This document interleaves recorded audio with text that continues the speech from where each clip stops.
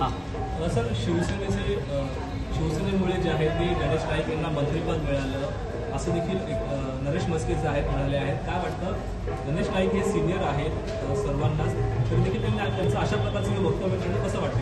हे बरोबर नाही. गणेश नाईक यांना त्यांच्या कामावर कार्यकर्तृत्वावर मिळालेलं आहे आणि मंत्रिपद जे आहे ते काही तुमच्यामुळे मिळालं असं नसतं. शेवटी पक्ष ठरवत असतं आणि माननीय आदरणीय मोदीजी आणि देवेंद्रजी यांच्यामुळे त्यांना मंत्री केलं गेलेलं आहे आणि त्यांचं कर्तृत्व पण आहे. त्याच्यामुळे त्याकडे बघून, त्यांच्या अनुभवाकडे बघून त्यांना मंत्रिपद मिळाले. ज्यावेळेस गणेश नाईक जे आहेत पालकमंत्री होते ठाणे जिल्ह्याचे, त्यावेळेस एकनाथ शिंदे जे आहेत ते शाखा प्रमुख होते. त्याचमुळे जे आहे ते शाखा प्रमुख असलेला कार्यकर्ता जो आहे तो आज उपमुख्यमंत्री होतो, मुख्यमंत्री होतो, मुख्य नेता होतो आणि तुम्ही जे आहे त्याच ठिकाणी मंत्रीपद आहात म्हणून कुठेतरी त्यांना पोटदुखी झाली आहे म्हणून ते अशा प्रकारची वक्तव्य जे आहे ते करतात. मला काही असं वाटत नाही. काहीतरी सांगायचं म्हणून वेगाने एखाद्या व्यक्तीचा प्रगती होणं ही निश्चितपणे चांगली आहे. त्यांच्या काम कर्तृत्वाला त्या काळामध्ये पोचपावती मिळालेली आहे असं समजूया. पण या ठिकाणी यांनी कायम ठेवलेलं आहे. यांचं इतकी वर्ष कायम ठेवणं हे पण सोपं नसतं आणि त्याच्यामुळे त्यांनी त्यांचं जे काही नेतृत्व आहे, म्हणजे नवी मुंबईमध्ये 25-30 वर्ष त्यांनी महापालिका त्यांच्या ताब्यात ठेवलेली आहे, त्यांच्या कामावर ठेवलेली आहे. नव्या मुंबईचं रूप देखील त्यांनी बदललेलं आपल्याला बघायला मिळालेलं आहे. म्हणूनच नव्या मुंबईची सुजाण लोक त्यांच्या पाठीशी आहेत आणि ठाणे जिल्ह्यामध्ये देखील पालकमंत्री म्हणून त्यांनी त्यांचं कार्यकर्तृत्व दाखवलेलं आहे. दुसऱ्या पक्षामध्ये असताना देखील ते मंत्रिमंडळामध्ये वरच्या स्तरावर होते आणि आता महायुतीमध्ये देखील ते महत्त्वाच्या पदावर भारतीय जनता पार्टीच्या मंत्रिमंडळामध्ये आहे. त्याच्यामुळे असं काही नाही आहे की हे जागेवरच राहिले, यांची काही प्रगतीच झाली नाही.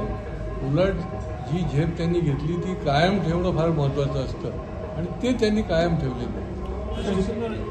सर, ज्या पद्धतीने गणेश नाईकांनी आरोप केला की नवी मुंबईतील अनेक जागा ज्या आहेत ती बिल्डरांच्या घशामध्ये घालण्याचा प्रयत्न जो आहे तो या ठिकाणी सुरू आहे, परंतु मी वनमंत्री असताना 1 इंच देखील जागा कोणाच्या घशामध्ये घालण्यात देणार नाही. तुम्हालाही वाटतं की ठाण्यामध्ये तीच परिस्थिती असते? ठाण्यामध्ये काय परिस्थिती आहे ती मी योग्य वेळेला आपल्याला सांगेन. शासनाकडनं आलेला निधी असेल किंवा निरनिराळ्या भूखंडाच्या संबंधी असेल, पण नवी मुंबईचा जो काही त्यांनी मांडलेला आहे ते माहितीशिवाय तर ते बोलणार नाही. त्यांना ठाम प्रकारची माहिती आहे, त्याच्यामुळे त्यांनी ते वक्तव्य केलेलं आहे आणि त्याच्यामध्ये आपण ते खोडून टाकण्यात काहीच अर्थ नाही. त्यांना माहिती आहे म्हणून ते बोलले, त्याला आपण पुराव्यानिशी उत्तर दिलं तर ते खरं आहे का खोटं आहे वक्तव्य हे कळणार आहे. सर, निलेश राणे यांनी जे आहे एक ट्विट केलेलं आहे, वनच राहिलं नाही तर वनमंत्री काय कामाचे, अनेक ठिकाणी अधिकारी कर्मचारी देखील नाहीत असं देखील त्यांनी या ट्विटमध्ये नमूद केलेलं आहे. त्यांनी त्यांची भावना जरी व्यक्त केलेली असली तरी असं प्रत्येक विभागाबद्दल बोलायचं का? महायुतीमध्ये लोक महायुतीच्या नेतृत्वाकडे आणि कामाकडे बघून आपल्याला सगळीकडे मतदान करते आणि भरघोस मताने निवडून आणते आणि त्याच्यामुळे प्रत्येक मंत्र्याच्या खात्याकडे जर बघून आपणच बोलायला लागलो तर हे उचित नाही आहे. त्याच्यावर आपण दुरुस्ती करू, मंत्र्यांच्या पाठीशी लागू जर त्याच्यात काही चुकीचं असेल तर.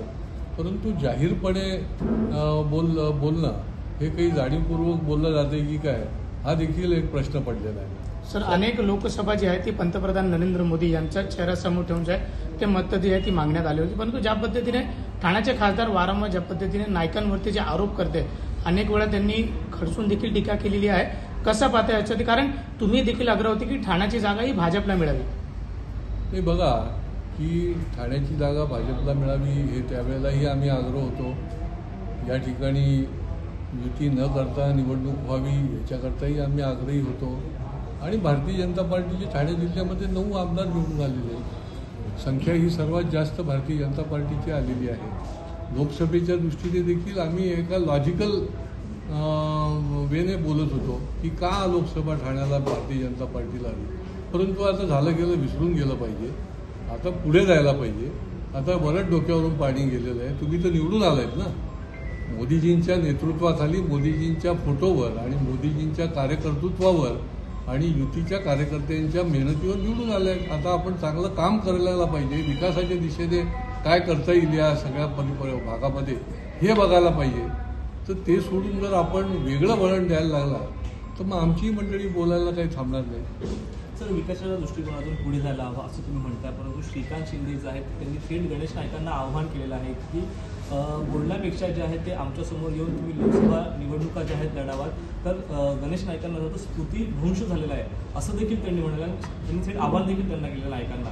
नाही, त्यांनी त्या गणेश नाईक जे बोलले असतील त्याच्यावर एक तीव्र काही भावना व्यक्त करण्याचं असेल ते बोलले असतील, परंतु आता तर पुढच्या वेळेलाच लढायला लागेल, कारण लोकसभेची तर मुदत संपलेली आहे.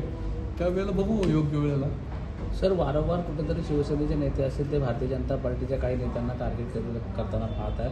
काही ठिकाणी भारतीय जनता पार्टीचे नेते देखील शिवसेनेच्या नेत्यांवरती टीका करत आहेत. कसं बघता याकडे आपण सर्व महायुतीमध्ये आहात तर? म्हणजे ही स्थानिक पातळीवर काही वेळेला मतभेद असतात, तर म्हणजे मनभेद असता कामा नये. निर्णय विषयांच्या करता मतभेद असतील तर त्याच्यावर बोलणं जास्त संयुक्तिक पण ठरतं, उचित पण ठरतं. आणि त्या बोलण्याचा प्लॅटफॉर्म हा प्रत्येक वेळेला काही मीडिया असला पाहिजे असं नाही.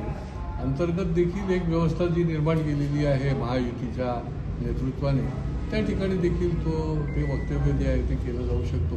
कारण की एवढं काम करतोय आपण, परंतु ते बाजूला ठेवून ह्याच्यावरच नाही तर लोकांचं लक्ष केंद्रित होण्याची जास्ती शक्यता असते. सर, वारंवार अशा एकमेकावरती जर टीका करणारे नेते आहेत त्यांना तुम्ही काय सल्ला द्याल? नाही, आता मी सल्ला देण्या इतकं मोठा नेता नाही, परंतु मी निश्चितपणे या भावनेचं आहे, माझं वैयक्तिक मत आहे. मी जे मगाशी सांगितलं की अशा प्रकारे मीडियाच्या माध्यमातून आपण बोलत राहणं आणि एका आपल्या यंत्रणेच्या माध्यमातून प्रक्रियेमध्ये आपण काही सांगणं, याच्यामध्ये फार मोठा फरक आहे. आणि ते जर आपण केलं तर अधिक लोक देखील आपल्याकडे सकारात्मकपणे बघतील. आणि आपण जे काम आणि जो वेग पकडला आहे, आपण जे म्हटलेलं आहे की महाराष्ट्र आता थांबणार नाही, तर तो न थांबण्याकरता हे आपण काम चालू ठेवणं हेच त्याला चांगलं उत्तर आहे.